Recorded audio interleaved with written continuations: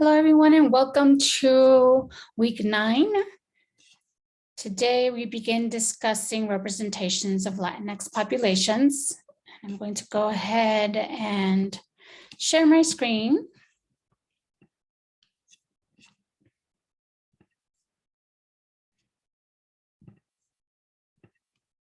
Okay. So the readings for this week come from the textbook, from the McLaurin-Harris book, and they're essays number 8 and 17. The first essay aims to debunk certain myths that exist around Latinxes and the Spanish language. And these myths are that Latinxes refuse to learn English, that they are foreign and wish to live apart from dominant society by speaking Spanish, and that Spanish is a foreign language only spoken by poor, undocumented people. The realities are quite different than the myths. By the third generation, Latinxes follow the same language pattern as European immigrants, where the original language spoken diminishes and English becomes the dominant language used. Spanish is spoken by a wide variety of the American population, including Latinxes from different class backgrounds and including middle-class educated individuals. It is also spoken by non-Latinx people who have acquired the language through their education. Survey data also show that the vast majority of Latinx people agree that learning English is important in order to succeed in this country.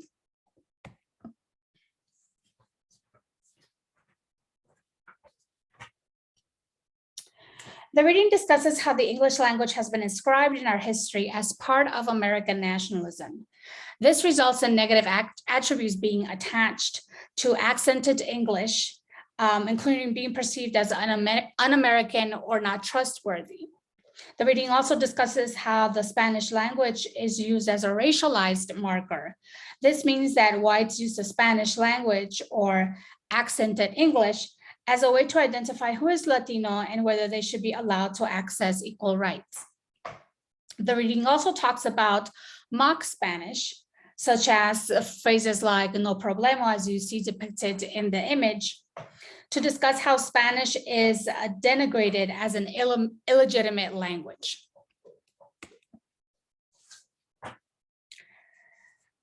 US English movements have repeatedly introduced an amendment to the Constitution that would in essence make English the official language of the United States and would limit the use of any other languages. So what these movements demonstrate is the ongoing long-term kind of hostility that Spanish speakers experience to the degree that there are people who want to establish English as the official language of the United States as a way to be able to legitimately limit the use of Spanish or other non-English languages in the US. The English-only movement of the 1990s sought federal law that would make English the official language. While this has not succeeded at the federal level, it has been successful at the state level, with many states passing bills making English the official language in several states. This means that, for instance, state documents don't have to be in any other language, which serves to alienate and disenfranchise people who may not yet speak English.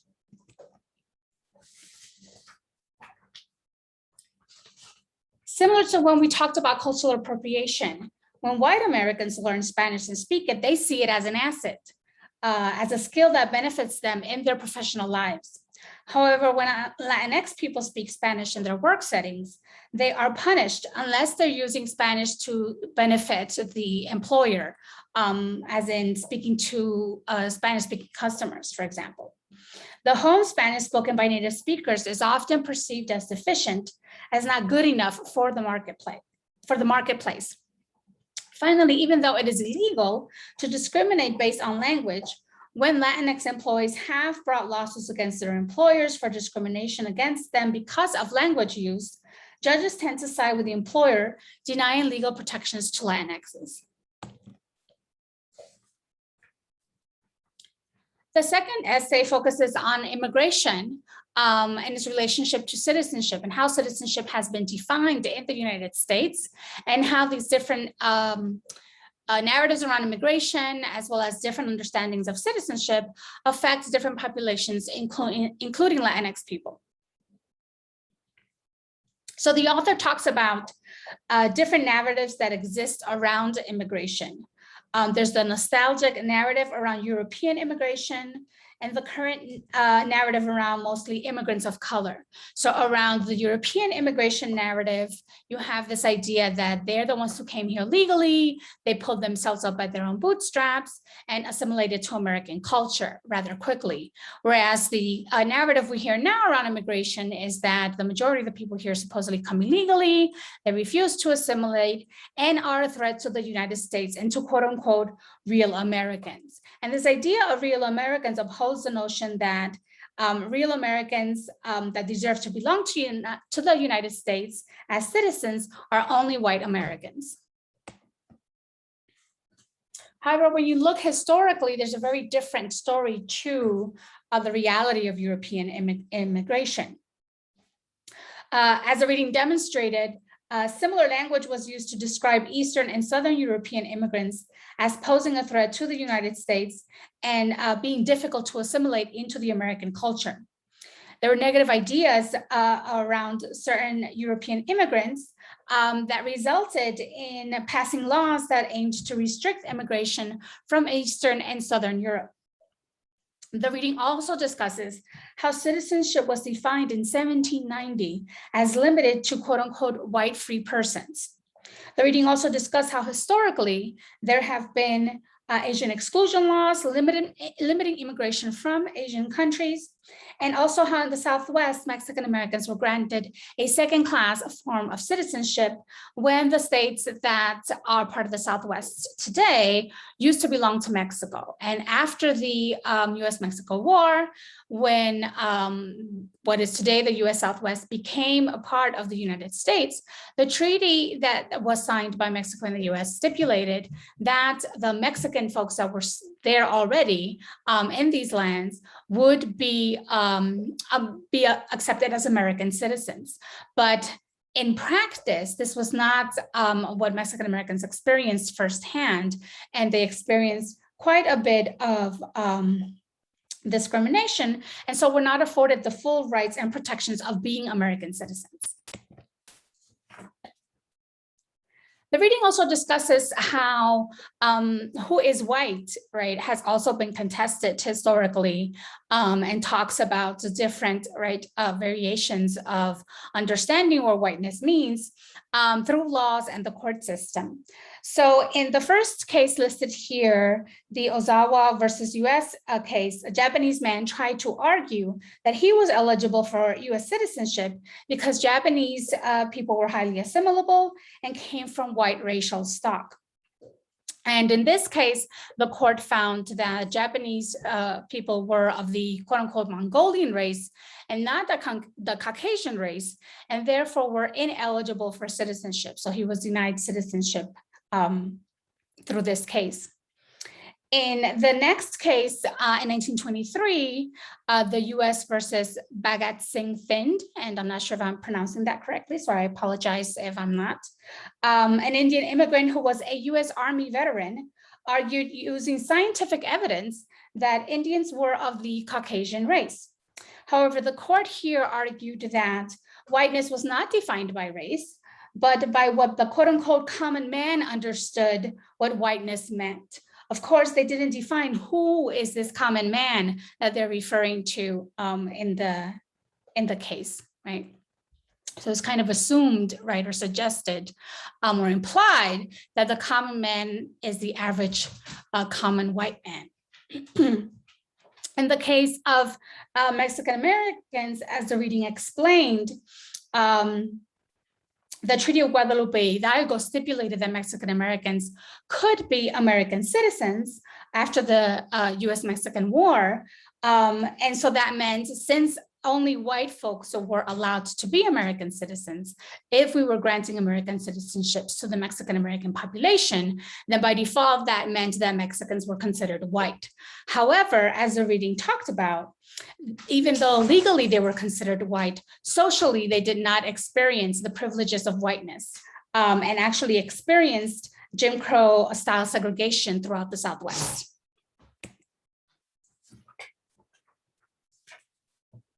The reading also talked about why the experience of those earlier European immigrants is different and can't be compared to the immigration rules that exist today.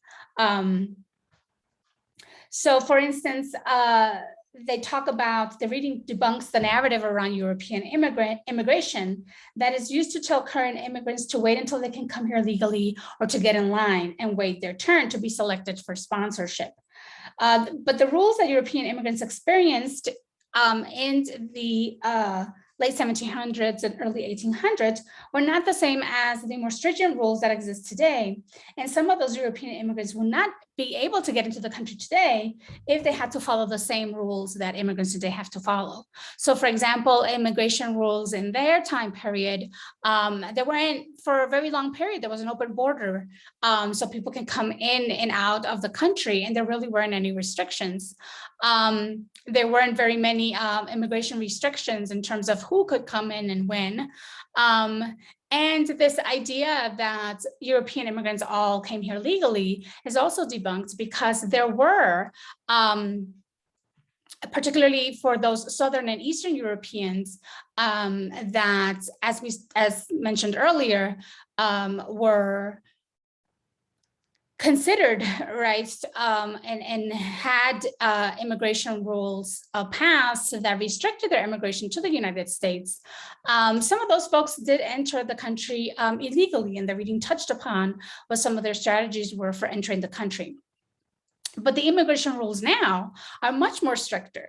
The border obviously is no longer open, and it's very restricted and heavily policed.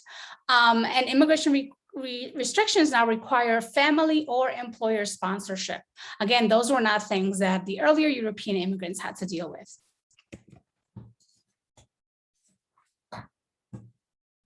One of the arguments also against current immigrants is that they come here just to work and return to their homeland with no desire to stay in the United States and become Americans. What the evidence shows is that this was also the case for many European immigrants as well. There's also a myth around assimilation taking place much more quickly among European immigrants. However, studies show that assimilation takes approximately 3 generations for it to fully take place. The reading also talks about the concept of segmented assimilation, where the race of the immigrants has an impact on what segment of society they end up assimilating into. Do they assimilate into the white middle-class segment of society, or do they assimilate into communities of color? Because that's where they are more accepted, particularly for those that are of darker skin color.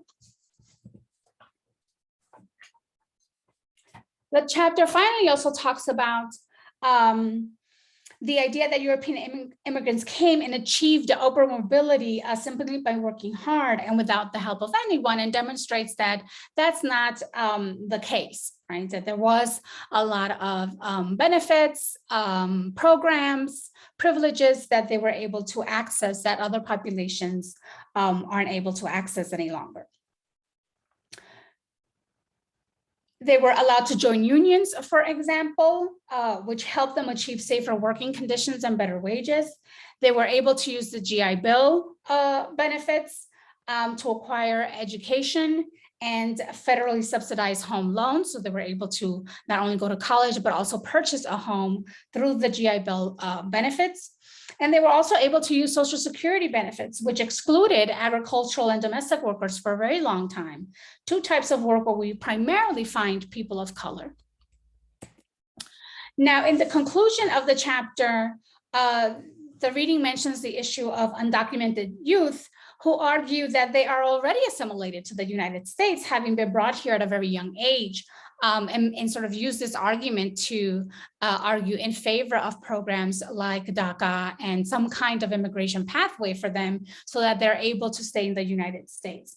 And so in this clip, we hear from 3 undocumented youth describing what their experiences are like. And I will make sure to create a link or post the clip onto the Canvas page so you can see it there, since it doesn't always work on the PowerPoint slide. So I'll have that link made available to you on the Canvas page. Okay, so this brings week 9 to an end. I will see you guys next week. Take care.